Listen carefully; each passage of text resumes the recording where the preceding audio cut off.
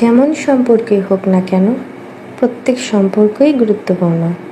অনেক সময় ধরে কাছে থাকা বা পাশে থাকাটাই শেষ কথা নয়, যে সময়টুকু আপনি কাটাচ্ছেন কাছের মানুষের সঙ্গে সেটি যেন হয় নিখাদ ও আন্তরিক, নইলে বিন্দু বিন্দু জল হয়ে সাগরে পরিণত হতে পারে মনোমালিন্য। তাই কোয়ালিটি টাইম কাটানো সম্পর্কের জন্য ওষুধের মতো কাজ করে।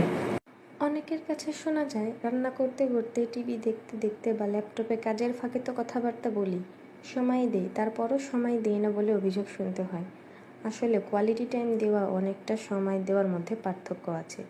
কোয়ালিটি টাইম হলো সন্তান বা পরিবারের জন্য সদস্যদের প্রতি নিরবিচ্ছিন্নভাবে মনোযোগ দিয়ে তাদের সঙ্গে নির্দিষ্ট কিছু সময় কাটানো।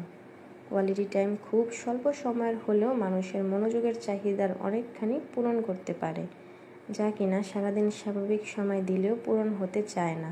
এক কথায়, মনোযোগে বিভক্তি নিয়ে আমরা পরিবারের সময় দিই, যেটা ঠিক কাজ নয়, কিন্তু কোয়ালিটি টাইমে শতভাগ মনোযোগ শুধু পরিবার বা সন্তানদের দিতে হয়।